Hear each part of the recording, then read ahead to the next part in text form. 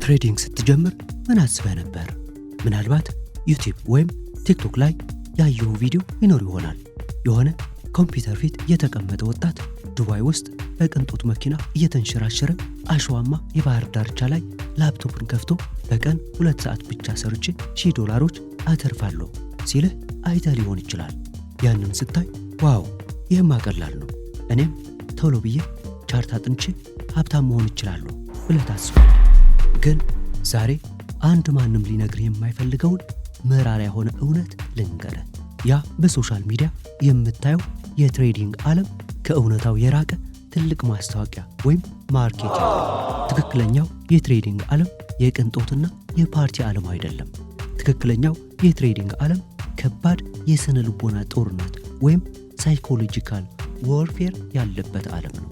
በዚህ ጦርነት ውስጥ ጠላትህ ማርኬቱ ወይም ገበያው አይደለም፣ ብሮከሩ አይደለም፣ ዜናውም አይደለም።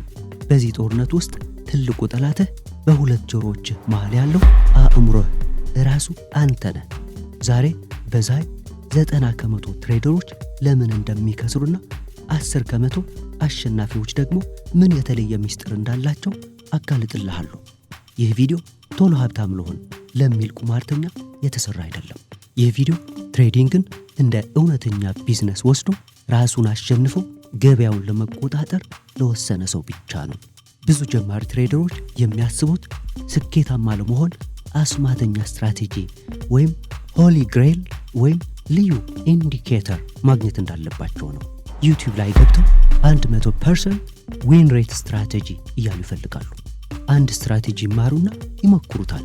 2 ጊዜ ሲያከስራቸው ይህ አይሰራም ብለው ወደ ሌላ ስትራቴጂ ይዘላሉ። ከዛ ወደ ሌላ፣ አሁንም ይከስራሉ። ወዳጄ ችግሩ ስትራቴጂው ላይ አይደለም። ማናቸውም ቀላል ስትራቴጂዎች ለምሳሌ ሳፖርት ኤንድ ሬዚሊየንስ ብቻ ትርፋማ ሊያደርጉ ይችላሉ። ችግሩ አንተ ስትራቴጂውን የምትተገብርበት የስነ ልቦና ጥንካሬ ወይም ሳይኮሎጂና ዲስፕሊን አለመኖርህ ነው። ትሬዲንግ 20% ስትራቴጂ ሲሆን 80% ግን ሳይኮሎጂ ነው። እስቲ ሁለቱን የትሬዲንግ ዓለም አጋንንት ላስተዋውቅ። ፍርሃት ወይም ፊርና ስግብግብነት ግሪድ። ገበያውን የሚዘውሩት እነዚህ 2 ስሜቶች ናቸው። አንተም ውስጥ አሉ። መጀመሪያ ፍርሃትን እኔ ገበያው ላይ ጥሩ አጋጣሚ ወይም ሴት አፕ ታያለህ።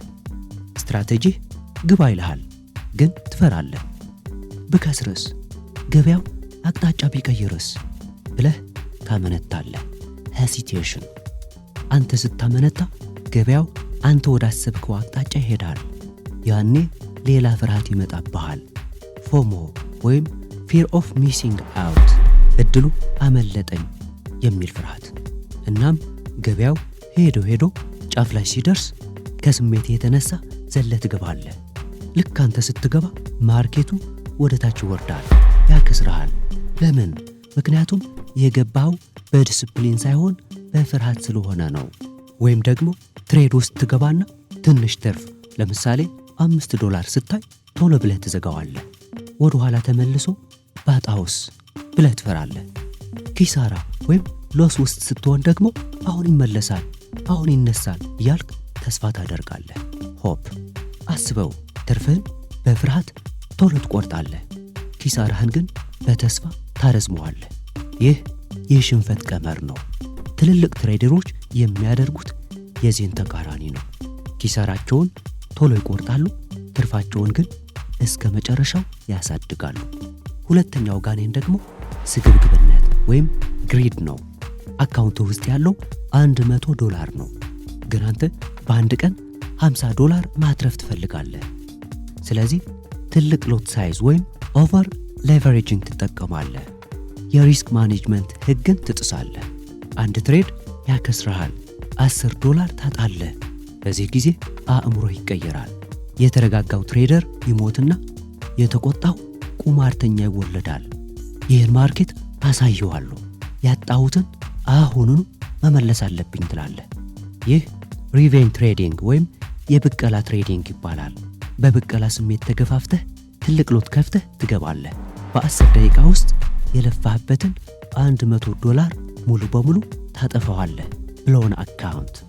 ከዛ ኮምፒውተርህን ትዘጋና በጸጸት ራስን ትጠላለህ። ወዳጄ ገበያውን ልትበቀለው አትችልም። ማርኬቱ አንተን አያውቅህም። ማርኬቱ ባህር ነው። አንተ ባህር ላይ የምትቀዝፍ ትንሽ ጀልባ ነህ። ባህሩን መቆጣጠር አትችልም። መቆጣጠር የምትችለው የራስህን ጀልባ፣ የራስህን ሸራና የራስህን ስሜት ብቻ ነው። ይህንን ለማስተካከል የመጀመሪያው እርምጃ ስለ ኪሳራ ወይም ሎስ ያለህን አስተሳሰብ መቀየር ነው። ከልጅነታችን ጀምሮ መውደቅ፣ መሳሳት፣ መሸነፍ መጥፎ እንደሆነ ተምረናል። ትምህርት ቤት ስትሳሳት ኤፍ ይሰጥሃል። ትሬዲንግ ላይ ግን መሳሳት ወይም ማክሰር የጨዋታው አንዱ አካል ነው። እስቲ አንድ የጫማ ሱቅ የከፈተ ነጋዴን አስብ። ይህ ነጋዴ በየወሩ የሱቅ ኪራይ ይከፍላል፣ ለመብራት ይከፍላል፣ ለሰራተኛ ደሞዝ ይከፍላል። እነዚህ ወጪዎች ወይም ቢዝነስ ኤክስፔንስስ ናቸው። ትሬዲንግም ቢዝነስ ነው። የትሬዲንግ ቢዝነስ ወጪህ ምንድን ነው? ስቶፕ ሎስ ወይም ያሰብከው ኪሳራ ነው። የትኛውም የዓለም ምርጥ ትሬደር ይከስራል። ልዩነቱ ምንድን ነው?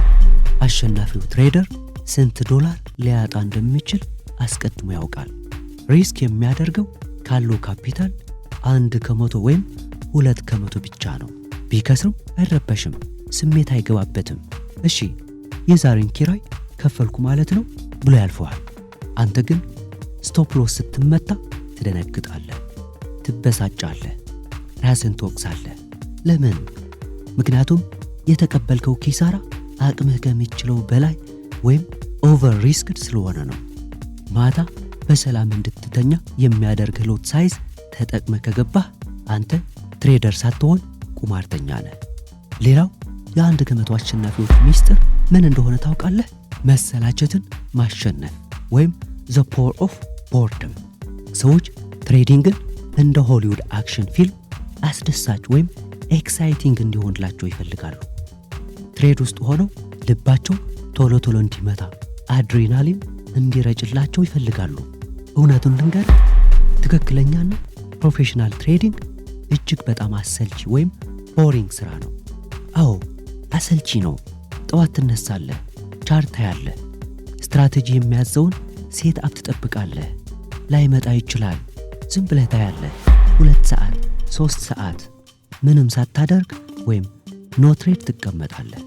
አለመሳተፍም ወይም ኖ ትሬዲንግ እኮ ትልቅ ፖዚሽን ነው። ፕሮፌሽናል ትሬደር እንደ ስናይፐር ተኳሽ ነው። ኢላማው ውስጥ ትክክለኛዋ ነገር እስክትገባ ድረስ ሰዓታትን በዝምታ ይጠብቃል። አንዴ ከተኮሰ በኋላም ስሜት አልባ ነው። ጀማር ትሬደር ግን እንደ ማሽን ገን ተኳሽ ነው። ዝም ብሎ ሁሉንም የገበያ እንቅስቃሴ ላይ ይተኩሳል። መጨረሻ ላይ ጥይቱ ያልቃል ወይም ገንዘቡን ይጨርሳል።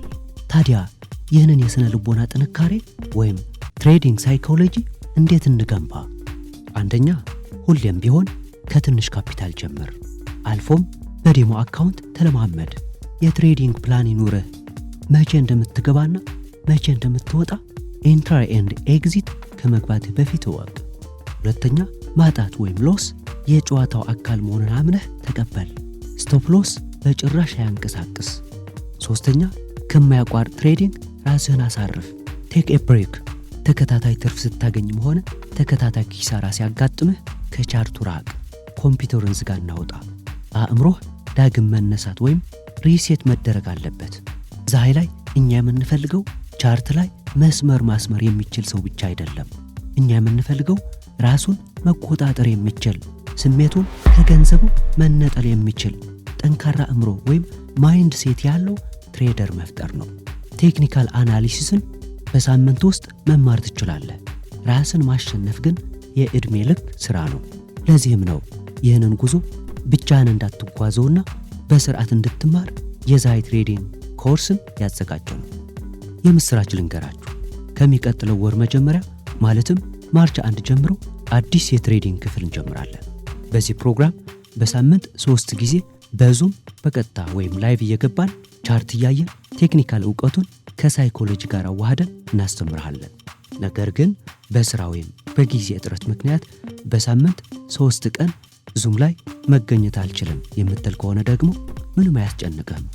ሙሉ የትሬዲንግ ትምህርቱን ከዜሮ እስከ ፕሮፌሽናል የሚያደርስ የተዘጋጀ ዲጂታል የቪዲዮ ኮርስ አቅርበንልሃል። ይህንን የቪዲዮ ኮርስ አንዴ ገዝተህ በራስህ ጊዜ በራስህ ፍጥነት በማንኛውም ሰዓት መማር ትችላለህ። ኮርሱን ለመቀላቀል ዲስክሪፕሽን ላይ ባለው ሊንክ ያግኙን።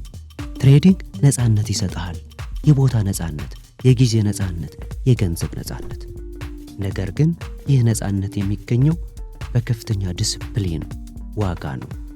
ዲስፕሊን የሌለው ሰው የራሱ ስሜት ባሪያ ነው። ምርጫው ያንተ ነው። የገበያው መጫወቻ ትሆናለህ ወይስ ስሜትን ተቆጣጥረህ ገበያውን ትጫወትበታለህ? ይህ ቪዲዮ ውስጥህን ከነካው ወይም ከዚህ በፊት ባደረገው ትሬዲንግ ስሜትን ፈትኖ ካወቀ ተስፋ አትቁረጥ። ሁሉም ትልቅ ትሬደር ይህንን መንገድ አልፎበታል። ውድቀቱ ትምህርትህ ነው። የዛይ ቤተሰብ ሁን። ዕውቀትህንና አእምሮህን እኩል ገንባ። ስሜትህን አሸንፍ። ዲስፕሊንህን አጠንክር። ማርች 1 በክላስ እንገናኝ።